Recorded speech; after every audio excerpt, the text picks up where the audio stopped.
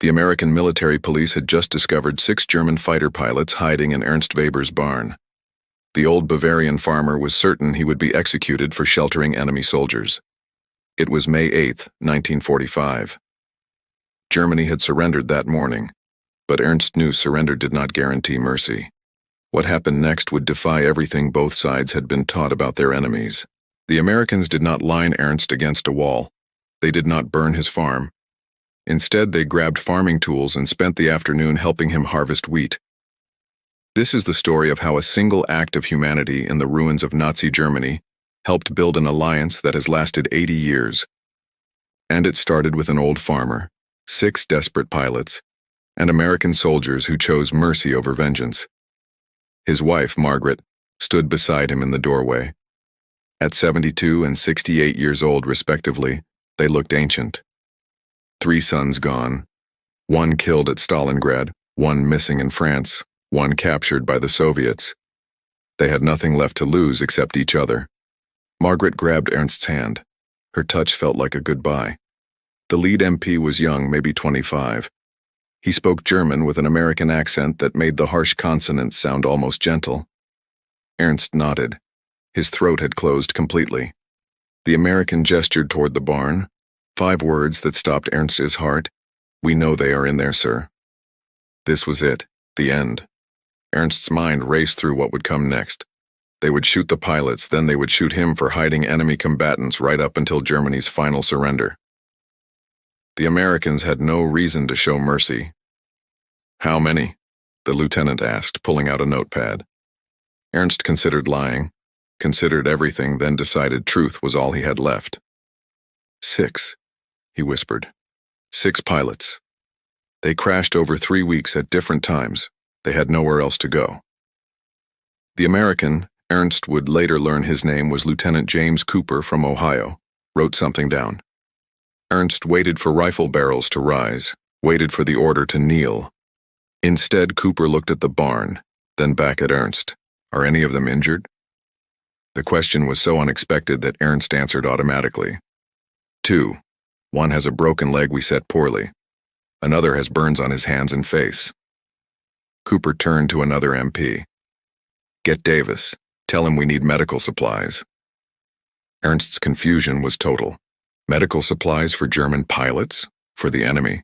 Inside the barn, Oberleutnant Klaus Richter heard the vehicles and positioned his men behind hay bales. At 23 years old, with 74 confirmed kills, Klaus understood military mathematics. They had 1 Luger pistol, 6 bullets, 8 American MPs outside, probably with M1 carbines, probably with grenades. This was not a fight. This was suicide. The barn door opened. Sunlight flooded in. "We surrender," Klaus called out in English. "We are unarmed." The lie was necessary. He had hidden the Luger in the hay. But as the Americans entered, weapons ready but not raised, Klaus made a decision that would save all their lives. He stepped forward, hands raised, and spoke the truth. "We have 1 pistol hidden. We will not use it. We want to live." Lieutenant Cooper stopped, studied Klaus's face, then nodded. "Smart man, where is the pistol?" Klaus retrieved it from the hay and handed it over. The magazine was removed. Cooper took it, examined it, then did something Klaus never expected. He smiled. 74 victories? Cooper asked, gesturing to the Knight's Cross at Klaus's throat, the medal given to elite fighter aces. "That is impressive flying." Klaus did not know how to respond. Was this mockery? A trap? Cooper's expression shifted to something sadder. "My brother was a navigator on a B-17 shot down over Berlin last November." Klaus felt ice in his stomach. "I am sorry." "Yeah," Cooper said quietly. "Me too, but that is over now. The war ended this morning." He raised his voice to address all 6 pilots. "You men are prisoners of war. You will be treated according to the Geneva Convention. That means food, medical care, and transport to a PW facility. Anyone injured gets priority treatment." One of the younger MPs, Klaus would learn he was Private Rodriguez from Texas, looked at Heinrich Becker and muttered, "Jesus Christ, kid is barely old enough to shave." Heinrich was 19, his face wrapped in makeshift bandages from burns. He had been shot down on his fourth mission, still terrified, still expecting death. Instead, Corporal Davis, the American medic from Arkansas, knelt beside Heinrich and opened his medical kit. "Let me see those burns, son." What happened next violated everything Klaus Richter understood about war. Davis unwrapped Heinrich's bandages with practiced efficiency. The burns were infected. Ernst had done his best with limited supplies, but he was a farmer, not a doctor. Davis examined the raw skin, wincing. "These need proper cleaning. It's going to hurt. I'm sorry." He was not mocking. He was actually apologetic to an enemy pilot, who might have killed Americans just days before. Davis applied antiseptic. Heinrich hissed in pain but did not cry out. The American medic worked carefully, talking the whole time in broken German, explaining each step. When he finished bandaging the burns properly, he handed Heinrich 2 white pills. "Sulfa drugs," Davis explained to Klaus's suspicious look. "Antibiotics prevent infection. You'll get morphine later if the pain gets worse." He moved to Weber Co., the pilot with the broken leg. Ernst had tried to set the bone, but Weber had been suffering in near silence for 2 weeks. Davis examined the leg and shook his head. "This needs a real doctor. We'll get you to the field hospital in Landsberg." "Geneva Convention," Cooper said simply, as if that explained everything.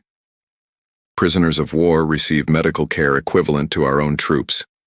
You are POWs now, not enemies. There is a difference." The distinction seemed impossible. For 6 years, Klaus had been taught that Americans were barbaric, that they executed prisoners, that surrender meant torture and death. Yet here was an American medic treating German burns with American medicine, speaking gently to a German teenager who might have shot down his friends. Outside, Lieutenant Cooper handed Ernst Weber a piece of paper. "Receipt for the food you provided to these men. The U.S. Army will reimburse you. It takes a few months to process, but you will receive payment." Ernst stared at the paper like it contained ancient hieroglyphics. "You are paying me for feeding your enemies?" Cooper's expression softened. "You are not going to be punished, Herr Weber. You gave humanitarian aid to wounded soldiers who could not fight anymore. That is not a war crime. That is human decency." He paused, then added something that Ernst would remember for the rest of his life. "My grandfather came from Germany, a village called Lauterbach. He came to America in 1887 with nothing but hope and a willingness to work. America gave him a chance. He built a farm in Ohio, raised my father, raised me." Cooper gestured at the farmhouse that had stood for 2 centuries. "You are not my enemy, Herr Weber. You are a farmer, a father. You showed mercy when you did not have to. If we are going to build a better Germany, a Germany that can be our allies someday, it starts with men like you." Ernst felt tears running down his weathered face. He did not try to stop them. "The propaganda told us you would destroy everything, burn our farms, enslave our people." Cooper nodded. "They told us things about you too. Most of it was lies." His expression darkened. Some was not. The concentration camps. He stopped, shook his head. "But you are not responsible for that. You are just a man who tried to save lives." Over the next 3 hours, something remarkable unfolded in Ernst Weber's farmyard. The Americans processed the 6 pilots for transport to the P facility at Moosburg, but they did not treat them like dangerous prisoners. MPs sat with them in the shade and shared American cigarettes, lucky strikes that Klaus had not tasted in 3 years. Sergeant Kowalski, whose grandparents had immigrated from Poland, translated jokes that made everyone laugh despite everything. Klaus found himself on a hay bale next to Lieutenant Cooper. 173 missions, Klaus said when Cooper asked about his combat record. Then, because honesty had become the currency of this strange new world, "How many bombers did you lose to pilots like me?" "Too many," Cooper replied. They sat in silence, 2 young men who had spent years trying to kill each other's brothers, now sharing tobacco in the ruins of a war neither had wanted. Private Rodriguez noticed Ernst's fields. The wheat was golden, ready for harvest, but the old couple could not possibly bring it in alone. Their sons were gone. Their labor was gone. The wheat would rot. Rodriguez approached Cooper. "Lieutenant, the old man's crops are dying." Cooper looked at the wheat, then at Ernst, then at his watch. "How long to process the PWs and get them loaded?" 30 minutes, sir." Cooper made a decision that Klaus Richter would tell his grandchildren about 60 years later. "After they're loaded, I want 4 volunteers to help Ernst with his harvest. We've got 3 hours before we need to report to Munich. Let's use them properly." Klaus spoke up. "We will help." Cooper turned to him. "You are prisoners. We are also farmers. Most of us grew up working fields like this before the Luftwaffe." Klaus gestured at the other pilots. "If you're feeding us and treating our wounded, the least we can do is help the man who sheltered us." Cooper considered this. "You work under guard. Anyone runs, everyone pays. Clear?" "Clear," Klaus agreed. "Where would we run anyway? The war is over. Germany is in ruins. At least here there is honest work and good company." And so it happened. 4 American MPs and 6 German fighter pilots worked side by side in a Bavarian wheat field under the May sunshine. The Americans removed the pilots' handcuffs. They provided water from their canteens. When young Johann, shot down on his 4th mission and still traumatized, collapsed from exhaustion, it was Private Rodriguez who helped him to the shade and made him rest. "Easy, kid, the war is over, no more rushing." At midday, Ernst brought bread and cheese.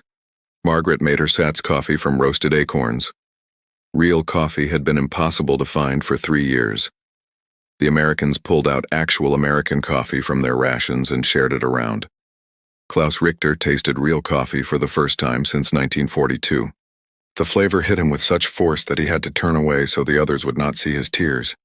Such a small thing. Such an enormous gift. They worked until sunset approached. 3/4 of Ernst's wheat field was cut, bundled, and ready for threshing, more than Ernst and Margaret could have accomplished in 2 weeks alone. As they loaded the tools back into the barn, Sergeant Kowalski pulled out his personal camera, not official army equipment, but one he had carried through the entire war. "For memory," he explained. "So we remember that even in the worst times, enemies can become something better." He gathered everyone together in front of the farmhouse. Ernst and Margaret in the center, 6 German pilots in their Luftwaffe uniforms, 8 American MPs in their U.S. Army patches, everyone together, actually smiling. The photograph would survive for 80 years. It would appear in history books, museums, and documentaries about reconciliation. But in that moment, it was just men who had survived, grateful to be alive, grateful for unexpected friendship. What happened at Ernst Weber's farm was not unusual. It was American policy, and it was strategic genius. General Dwight Eisenhower had issued explicit directives. German PWs would be treated according to Geneva Convention standards, not as subjects for revenge. The reasoning was as much strategic as moral. George Marshall, Army Chief of Staff, understood something Nazi leadership never grasped. Wars end, but nations remain. By 1945, it was already obvious that the real enemy was the Soviet Union. If America wanted Germany as a Cold War ally, they needed to win German hearts, not just German surrender. The contrast with German treatment of Allied prisoners was stark and documented. American and British PWs in German camps faced systematic starvation, inadequate medical care, and forced labor that violated every article of the Geneva Convention. Soviet PWs fared even worse. Nearly 60% died in German captivity, often from deliberate starvation or execution. Meanwhile, German PWs in American custody had a survival rate above 94%. They received the same food rations as American troops. They worked for wages. They received mail from home. Many even gained weight in captivity, a fact that shocked Germans when their soldiers returned home healthier than when they had left. This was not naive soft-heartedness. This was long-term strategic thinking that would pay dividends for 8 decades. The numbers told their own story. Of approximately 380,000 German PWs held in the United States, fewer than 1% died in captivity, most from injuries sustained before capture or illnesses that could not be treated, even with medical care. Compare that to American PWs, 37% mortality in Japanese custody, 12–15% in German custody. mostly in the final chaotic months when supply chains collapsed. But the statistics that truly mattered came later, after the war ended. In 1948, when the Berlin airlift began and Soviets blockaded the city, former German PWs volunteered to help unload American supply planes. Men who had fought against America now worked alongside Americans to save German civilians from Soviet starvation tactics. By 1955, West Germany joined NATO. Former mortal enemies became formal military allies in just 10 years. And when German leaders were asked how that transformation happened so quickly, many pointed to their time as PWs, when they learned that American values were not propaganda. They were real, they were practiced, and they worked. Klaus Richter captured this realization in his diary that night at Moosburg P Camp. His words would be quoted in German history textbooks for generations. Today I understood that we lost this war before it even began. Not because America had more planes or tanks, though they did. We lost because they fight for something that makes them stronger after victory than we could ever be in conquest. They fight to make friends of their enemies. We fought to make slaves of ours. There is no future in slavery. There is infinite future in friendship. The 6 pilots spent 8 months in PW camps across Bavaria. Heinrich Becker's burns healed without infection, thanks to the sulfa drugs Corporal Davis had provided. Werner Koh's leg was properly reset by American doctors. He walked without a limp for the rest of his life, something that would not have been possible without American medical intervention. Klaus Richter was transferred to a camp in Regensburg, where German PWs were being trained in democratic governance and denazification. He wrote letters to Ernst Weber. American censors reading them passed them along without redaction. Ernst received his first letter in August 1945. It said simply, "Thank you for your mercy. It saved more than our lives. It saved our souls. When I am released, I will repay this debt." By March 1946, all 6 pilots had been released. Germany was in ruins, cities destroyed, the economy shattered, and 12 million displaced persons wandering through the rubble. The work of rebuilding seemed impossible. Klaus went home to his family farm in Thuringia and found it occupied by Soviet forces. The difference between American and Soviet occupation became immediately and brutally clear. He fled west across the border into the American zone and settled in Bavaria near Ernst Weber's farm. He appeared at Ernst's door in September 1946, hat in hand. "I owe you a debt," Klaus said. "Let me work. Let me help rebuild what the war destroyed." For 3 years, Klaus worked Ernst's farm alongside him. They expanded operations, bought new equipment with Marshall Plan loans, and prospered modestly in the way of men who work hard, live simply, and trust each other completely. The other 5 pilots stayed in close contact. Heinrich Becker went to university in Munich on American scholarship money, part of the early Marshall Plan that would rebuild Germany into an economic powerhouse. He became a doctor specializing in burn treatment. He often said that Corporal Davis had saved his life twice, once by treating his burns, once by showing him that former enemies could become healers. Werner Koh became a mathematics teacher in Stuttgart, teaching for 37 years. He always told his students about the American soldiers who had properly reset his leg when they could have left him crippled.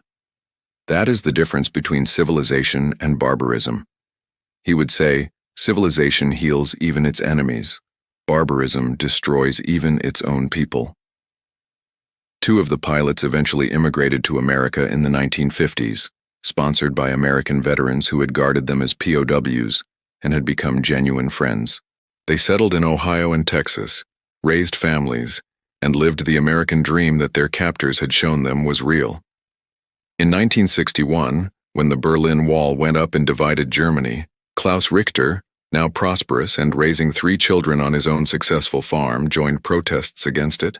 He gave speeches about freedom, about democracy, about the American soldiers who had taught him what those words truly meant by showing mercy when they could have shown vengeance.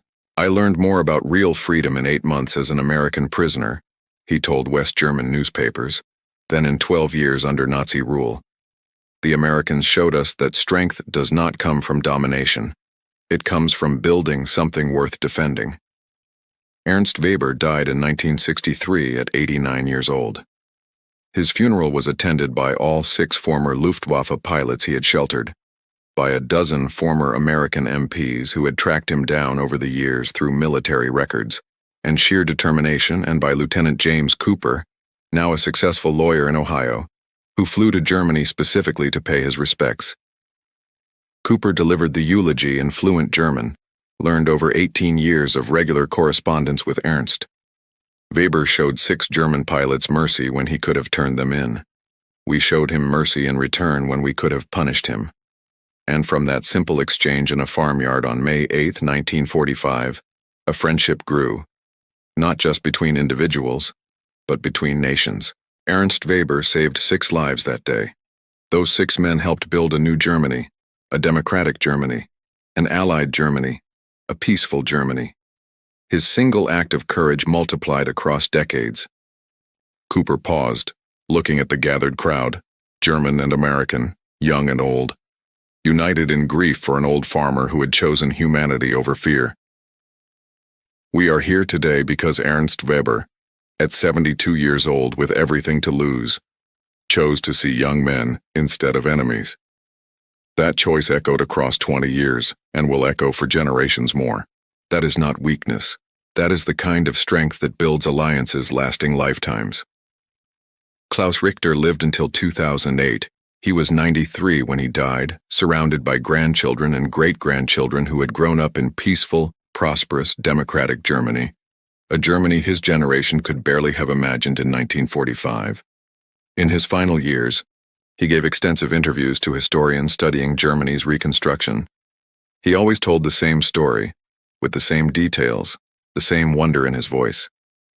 People ask me when I stopped believing in Nazi ideology, he said in a 2005 interview that would be archived by the German Historical Institute. I tell them the exact moment, May 8, 1945, approximately 2:47 in the afternoon, when Lieutenant James Cooper handed old Ernst Weber a receipt for food given to enemy soldiers. That is when I understood that everything I had been taught was lies, and everything I had been taught to hate was actually the foundation of civilization. He leaned forward in that interview, fixing the camera with eyes that had seen the worst of humanity and the best. We expected execution. We received mercy. We expected punishment. We received help harvesting wheat. We expected to be treated as the monsters our propaganda had made us. Instead, we were treated as men who had been lied to, which was exactly what we were. Heinrich Becker, the burned 19-year-old who had been certain he would die in a field in Bavaria, became one of Munich's most prominent physicians. Before he died in 2012, he established a foundation providing burn treatment to refugees and war victims, regardless of nationality. The foundation's motto engraved above its entrance came from something Corporal Davis had said to him in that barn. Healing does not ask which side you fought on, it only asks if you are human. The story of Ernst Weber's farm teaches us something that modern conflicts keep forgetting. Treating defeated enemies with dignity does not weaken the victor. It creates lasting alliances. It transforms former enemies into partners. It builds a peace more durable than any treaty signed under duress. The Marshall Plan succeeded partly because Germans trusted American intentions. Trust was built by thousands of small mercies, like Lieutenant Cooper helping harvest wheat, like Corporal Davis treating enemy burns, like Private Rodriguez giving water to exhausted prisoners. NATO's strength came partly because German soldiers respected American values, values demonstrated not through propaganda, but through consistent action, through medical care for wounded enemies, through fair treatment of prisoners, through seen humanity even in those who had fought against you. Klaus Richter wrote in his memoir, published in 1987 and now required reading in German schools, "We lost the war on battlefields from Normandy to Berlin, but America won the peace in places like Ernst Weber's farm, where mercy met mercy, and enemies discovered they had been lied to about each other. They won it in POW camps where German soldiers were fed the same rations as American soldiers. They won it in field hospitals where German wounded received the same treatment as American wounded. They won it in 1,000 small moments of unexpected humanity that added up to a friendship that has lasted 80 years. In 2025, 8 decades after Ernst Weber hid 6 Luftwaffe pilots in his barn and American MPs helped bring in his harvest, Germany and America remain close allies. Former enemies are now partners in NATO, in trade, in democratic values, and in facing new challenges together. That alliance began with strategic decisions by leaders like Eisenhower and Marshall, who understood long-term thinking. But it was built by men like Lieutenant James Cooper, Corporal Davis, and Private Rodriguez, who understood that wars create ruins, but mercy builds nations. And it was tested by men like Ernst Weber, who showed humanity when he could have shown fear, and Klaus Richter, who recognized truth when he saw it practiced instead of just preached. Ernst Weber expected execution in his farmyard on May 8, 1945. He found humanity instead. Klaus Richter expected vengeance from his captors. He found mercy, medical care, coffee, and help harvesting wheat. From that single afternoon, enemy pilots worked alongside enemy soldiers to save an old man's crops, and a friendship began that outlasted the war by 8 decades, and counting. The wheat harvested in Ernst Weber's field that day became seeds of peace that fed nations for generations. That is not weakness. That is the kind of strength that changes the world. The generation that fought World War II is disappearing. Every day we lose more voices, more stories, and more lessons about humanity in the darkest times. If your father, grandfather, or grandmother served in World War II on any side, in any capacity, share their story in the comments below. These memories are precious. They remind us that even in total war, individuals made choices that mattered. They remind us that mercy is stronger than vengeance, that friendship is more powerful than conquest, and that the true measure of victory is what kind of peace you build afterward. Next week, the Japanese kamikaze pilot who refused his mission, and the American admiral who made him a chef on an aircraft carrier. Another story of unexpected humanity that changed everything. Subscribe so you do not miss it. These stories need to be remembered.